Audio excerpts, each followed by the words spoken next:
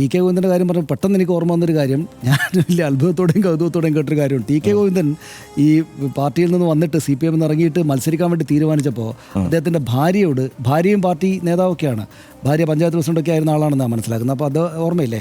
അപ്പോൾ അവരോട് മാധ്യമങ്ങൾ ചോദിക്കുന്നുണ്ട്. അപ്പോൾ അവർ പറഞ്ഞൊരു മറുപടി ഭയങ്കര കൗതുകമുണ്ടാകും. ചിരിക്കണോ അല്ലെങ്കിൽ ഇതെന്താ കൂടുതലായിട്ട് ആലോചിക്കണോ എന്ന് തോന്നുന്നുണ്ടാകുന്നൊരു മറുപടി ടി കെ ഗോവിന്ദൻ്റെ ഭാര്യയുടെ ഭാഗത്ത് നിന്ന് വന്നു. അതിങ്ങനെയായിരുന്നു, അതായത് മാധ്യമപ്രവർത്തകനോട് പത്രക്കാരനോട് ചോദിക്കാണ്, എനിക്ക് ചോറ് തരുന്ന മാഷല്ലേ മോനെ, പാർട്ടി അല്ലല്ലോ എന്നാ ചോദിക്കുന്നത്.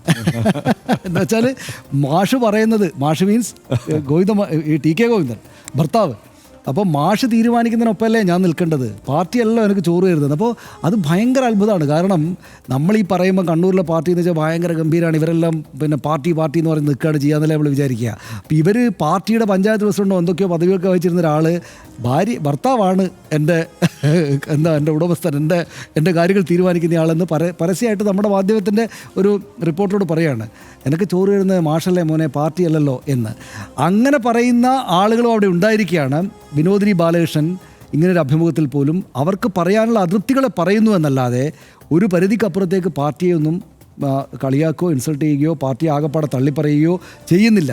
പഴയ കാലത്തുണ്ടായിരുന്ന ഊഷ്മളമായ ബന്ധമില്ലല്ലോ എന്നവർ പരിതപിക്കുകയോ ചെയ്യുന്നുള്ളൂ. എന്ന് മാത്രമല്ല, അപ്പം നമ്മൾ മനസ്സിലാക്കുന്ന എന്താ, പുറത്തു നിന്ന് കാണുന്ന ഈ വായിക്കുന്ന രാഷ്ട്രീയ നിരീക്ഷകരായിട്ട് നമ്മൾ കാണുന്ന എന്താണ്, 10 വർഷത്തെ ഭരണം ഇവരുടെ തമ്മിലുള്ള ഇഴയടുപ്പത്തെ വല്ലാത്തോതും ഇല്ലാതാക്കിയിട്ടുണ്ട് എന്ന കാര്യമാണ് നമ്മൾ മനസ്സിലാക്കുന്നത്. ഒരു കാര്യം കൂടിയുണ്ട് സുനീഷേ, അതായത് ഇപ്പോൾ ഈ CMRL എക്സാലോജിക്ക് ചർച്ചകൾ ഇങ്ങനെ വരുന്നു, ആ വിഷയവുമായി ബന്ധപ്പെട്ട് എൻഫോഴ്സ്മെൻറ്റ് ഡയറക്ടറിൻ്റെ നടപടികൾ വരുന്നു.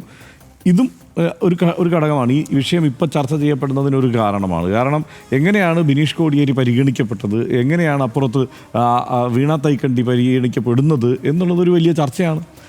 അതിൽ ഇപ്പോൾ ബിനീഷ് കോടിയേരിയുടെ കാര്യം എടുത്താൽ, ബിനീഷ് കോടിയേരി CPIM പ്രവർത്തകനായി സജീവമായി നമ്മൾ കണ്ടിട്ടുള്ള ഒരാളാണ്. ഇപ്പം എനിക്കൊന്ന് ഒരു 10-20 ഇപ്പോഴല്ല, ഒരു 25 വർഷം മുമ്പ് തിരുവനന്തപുരത്ത് തലസ്ഥാന നഗരത്തിൽ തല്ലുകൊണ്ട് സംഘടനാ പ്രവർത്തനം നടത്തുന്ന ഒരു നേതാവാണ്. ഇപ്പോൾ എല്ലാവരും പറയുമല്ലോ, പാർട്ടി നേതാക്കന്മാരുടെ മക്കൾ ആരും ഇങ്ങനെ പ്രവർത്തനത്തിന് പോകാറില്ലല്ലോ എന്നൊക്കെയുള്ള വിമർശനം പല വഴിക്ക് വരുമ്പോൾ അങ്ങനെ വേണമെന്നല്ല, പക്ഷേ വളരെ കൃത്യമായി സംഘടനാ പ്രവർത്തനത്തിൽ തെരുവിൽ ഇങ്ങനെ തല്ലുകൊണ്ട് വളർന്ന നേതാവാണ്, ആ സംഘടന SFI നേതാവായിരുന്നു.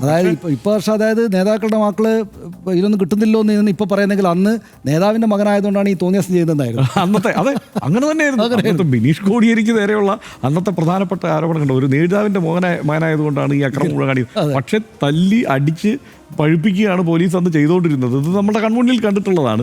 പക്ഷേ അപ്പോഴും ആ സമയത്തുള്ള ചർച്ച ഈ മട്ടിൽ തന്നെയാണ് വന്നിട്ടുള്ളത്. പക്ഷേ ഞാൻ പറഞ്ഞു വന്നത്, അതിനുശേഷം ഇപ്പം ബാംഗ്ലൂരിൽ അറസ്റ്റിലായി ജയിലിൽ കിടന്നു. 1 വർഷം ചെറിയ കാലമൊന്നുമല്ല. 1 വർഷം ജയിലിൽ കിടക്കുക എന്ന് പറയുന്നത് ഒരു നിസ്സാര സംഗതിയല്ല.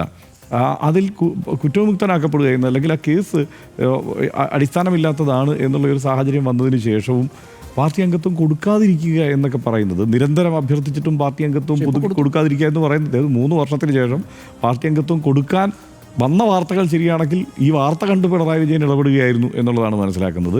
അത് ഞാൻ നേരത്തെ പറഞ്ഞില്ലേ, ഈ പ്രവർത്തക സാഹോദര്യം എന്നുള്ള സംഗതിയിൽ നിന്ന് ഈ സംവിധാനം അകന്നുപോയി എന്നുള്ളതാണ് അതിൻ്റെ ഒരു അടിസ്ഥാന കാരണമായി എനിക്ക് തോന്നുന്നത്.